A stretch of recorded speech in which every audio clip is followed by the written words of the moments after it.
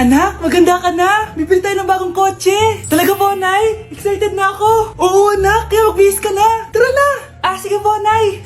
A few moments later. Welcome po, ma'am. Bibili po ba kayo ng kotse? Pumunta kami dito sa car shop, di ba? Baka submarine yung bibili namin. Meron po kami dito, ma'am. Bagong-bago. Murang-mura. Aba, anong tingin mo sa akin? Walang pera? Judgmental ka, ah. Di naman po sa ganun, ma'am. Tignan niyo po. Sige, titignan ko. Ang ganda, di ba, ma'am? Wow, ang ganda nga. Tapos, ang bango pa. Wow, ang ganda. Magkano ba to? 20,000 lang po yan, ma'am. 20,000? Ba't ang mura?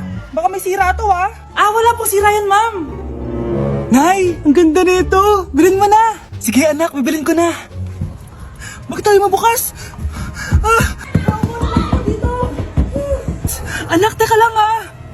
Anak, paano nakalabas yun? Saan ba yung batang yun? Hello, anak. Nasaan ka?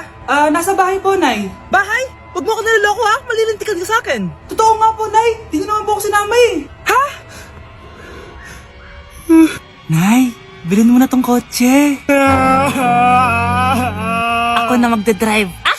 Kaya pala mura, may kasamang multo.